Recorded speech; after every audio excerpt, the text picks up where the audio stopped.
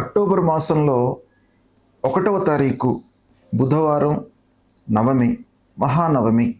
ఇది చాలా ముఖ్యమైనటువంటి పండుగ. ఈ మహానవమి రోజున సువాసిని పూజ చేస్తాం.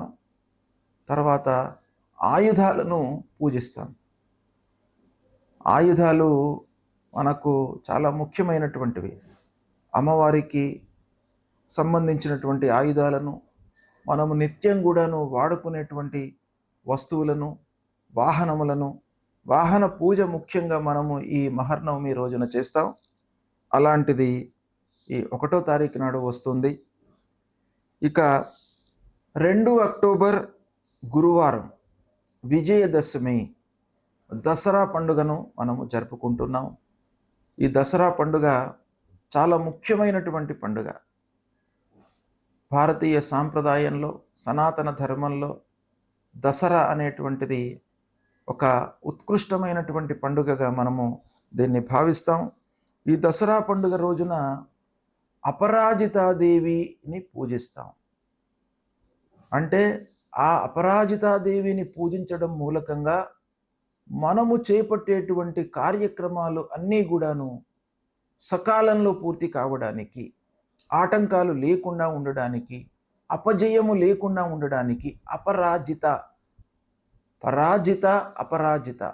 అపరాజిత అనేటువంటిది ఒక అమ్మవారి యొక్క స్వరూపం. కాబట్టి అలాంటి అమ్మవారిని మనం పూజించడం మూలకంగా మనకు జయము కలుగుతుంది అనేటువంటిది మనకు శాస్త్రం చెప్తుంది. ముఖ్యంగా ఈ విజయదశమి రోజున మనం ఏం చేస్తాం? సీమోల్లంఘనము అంటే మనము ఉంటున్నటువంటి ఊరుకు ఈశాన్య ప్రాంతానికి వెళ్ళి అక్కడ శమీ వృక్షానికి పూజ చేస్తాం. ఆ శమీ వృక్ష పూజ, సీమోల్లంఘనము అనేటువంటిది చాలా ముఖ్యమైనటువంటి ప్రక్రియ ఈ రోజున. అంటే ఉన్న చోటన మనం చేయకుండా, సీమోల్లంఘనము అనంటే మనం ఉన్నటువంటి ప్రాంతము నుండి ఈశాన్య ప్రాంతానికి వెళ్ళి అక్కడ శమీ వృక్షాన్ని మనము పెట్టుకొని శమీ వృక్షానికి పూజ చేస్తాం. ఆ శమీ వృక్ష పూజతో మనకు విజయము చేకూరుతుంది అనేటువంటిది మనకు శాస్త్రం చెప్తుంది. అదేవిధంగా దసరా రోజున ముఖ్యంగా రాజులకు పట్టాభిషేకం చేస్తాం. అంటే రాజరికము ఈ రోజులలో లేకపోయినప్పటికీ ఆ రాజుగా భావించేటువంటి వాళ్లను మనము గౌరవిస్తాం, సత్కరిస్తాం, వాళ్ళను పూజిస్తాం. ఈ రోజున 3 అక్టోబర్ శుక్రవారం సర్వేషాం పాపాంకుశ ఏకాదశి. అంటే అందరికీ కూడాను, అందరికీ అనంటే స్మార్త వైష్ణవ మధ్వ సాంప్రదాయాలను ఆచరిస్తున్నటువంటి అందరికీ కూడాను పాపాంకుశ ఏకాదశి. ఇక 4వ తారీఖు అక్టోబర్ మాసం శనివారం రోజున శని ప్రదోషమి ఉంది.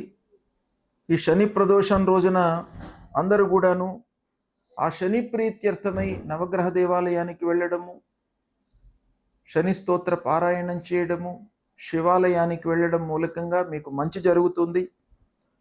తర్వాత ఇదే రోజున క్షీరదానము కూడాను చెప్పినారు. క్షీరదానం చేసినట్టయితే మీకు సత్ఫలితాలు కలుగుతాయి.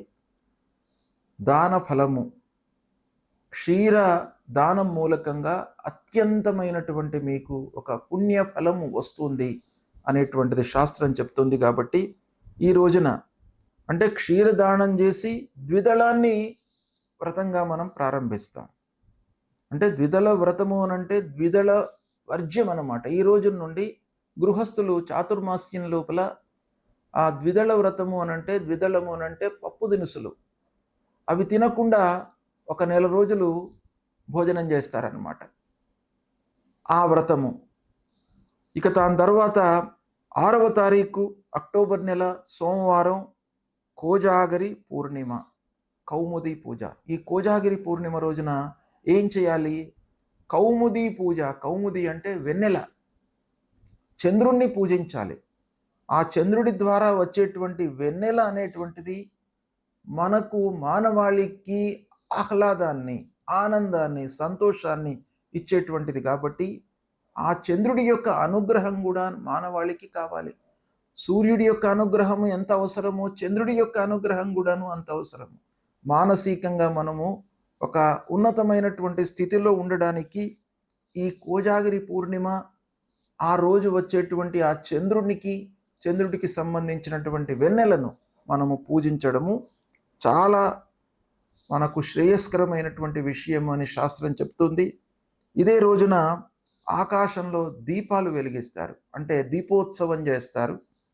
జ్వాలా తోరణము అంటే తోరణాలు కడుతూ ఉంటారు ఇంటి చుట్టూ, దేవాలయాలలో. కాబట్టి ఇవన్నీ కూడాను కోజాగిరి పూర్ణిమ సంబంధించినటువంటిది. 7వ తారీఖు మంగళవారం వాల్మీకి జయంతి. వాల్మీకి మహర్షి మనకు వాంగ్మయాన్ని అందించినటువంటి ఒక మహర్షి.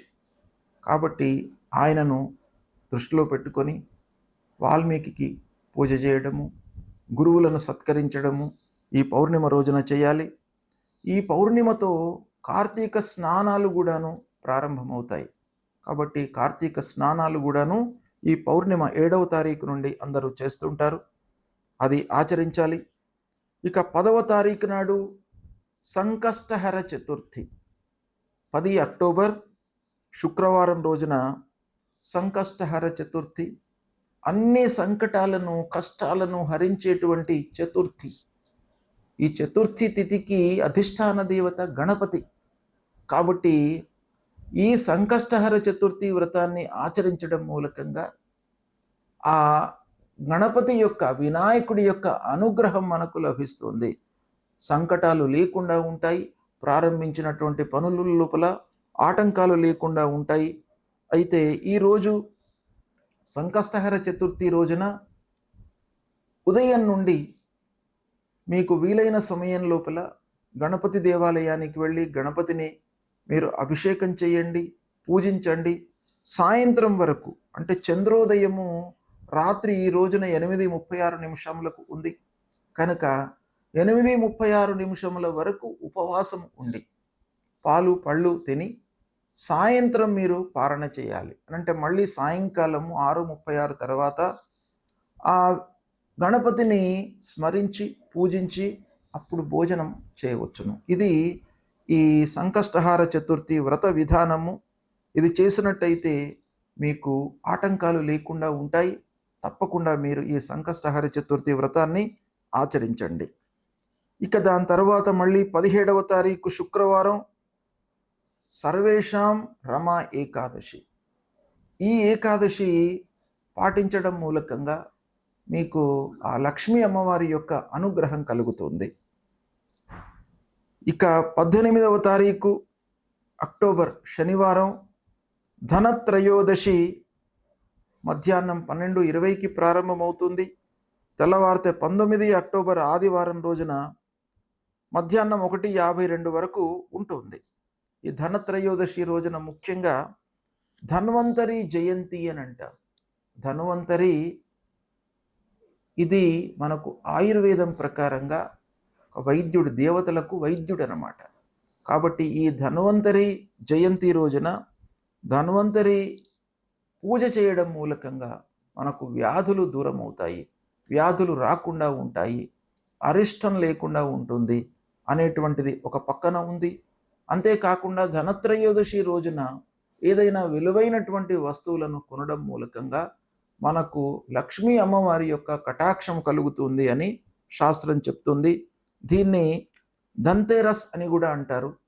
ఈ రోజున మనకు సహజంగా ప్రపంచంలో, మన దేశంలో, మన ప్రాంతంలో అందరి కూడాను ముఖ్యమైనటువంటి విలువైనటువంటి వస్తువు బంగారము, వెండి, నగలు ఇలాంటివి కొనడం మూలకంగా లక్ష్మీ అమ్మవారిని మన ఇంటికి ఆహ్వానించినట్టుగా ఉంటుంది. కనుక తప్పకుండా వీలైతే, మీకు అనుకూలమైతే ఈ రోజున ఏవైనా విలువైనటువంటి వస్తువులను కొనుక్కోండి.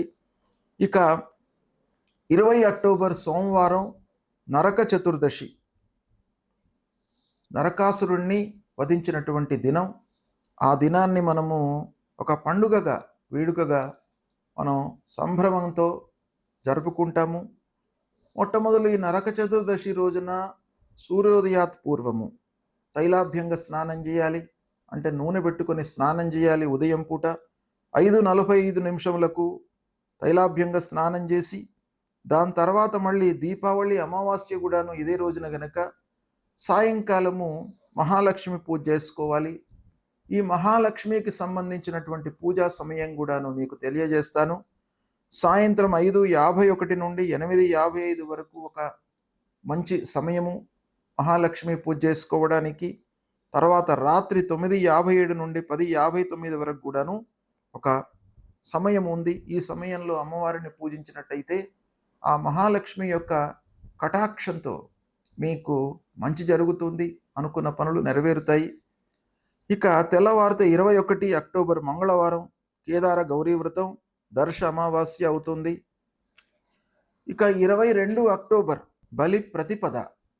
ఇది గుజరాతీ వాళ్లకు ఉగాది అన్నమాట. ఈరోజు వాళ్లకు కొత్త సంవత్సరం ప్రారంభమవుతుంది. బలి ప్రతిపద రోజున అభ్యంగ స్నానం చేస్తాము. ఇక 23వ తారీఖు అక్టోబర్ మాసం గురువారం రోజున యమద్వితీయ. యమద్వితీయ కూడాను మన సాంప్రదాయం ప్రకారంగా చాలా ముఖ్యమైనటువంటి పండుగ. ఈ రోజున మనం ఏం చేయాలి? యమద్వితీయ రోజున అనంటే భగినీ హస్తభోజనం అనేటువంటిది ముఖ్యంగా ఉంది. దీన్ని బాబీస్ అంటారు మహారాష్ట్ర వాసులు. భగినీ హస్తభోజనం అనంటే తోడబుట్టిన వాళ్ళు, అక్కలు కానివ్వండి, చెల్లెళ్ళు కానివ్వండి, అక్కలు చెల్లెళ్ళతో మనం సమానంగా చూస్తున్నటువంటి వాళ్ళ ఇళ్లలోకి వెళ్ళి వాళ్లతో వంట చేయించుకొని మనము వాళ్ళ ద్వారా వాళ్ళు వడ్డించిన తర్వాత మనం తినడం మూలకంగా మనకు ఒక ఆప్యాయత, ప్రేమ, అనురాగాలు పెరుగుతాయి అనేటువంటిది ఈ రోజున శాస్త్రంలో చెప్పబడి ఉంది. కాబట్టి ఈ భగినీ హస్త భోజనము ఆచరించండి యమద్వితీయ రోజున. ఇక తర్వాత 25 అక్టోబర్ నాగుల చవితి, 26 అక్టోబర్ నాగుల పంచమి, మళ్ళీ 30వ తారీఖు అక్షయ నవమి. ఇవి ముఖ్యమైనటువంటి పండుగలు ఈ మాసంలో ఉన్నాయి.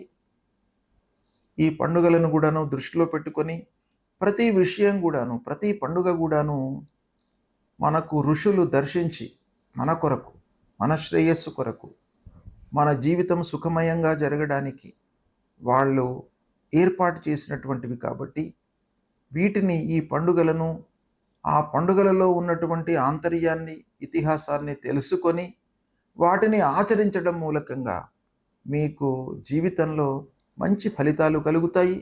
అంతేకాకుండా మీరు ఈ పండుగలను ఆచరించినట్టయితే మీ పిల్లలకు కూడాను ఈ పండుగల విషయం తెలుస్తుంది.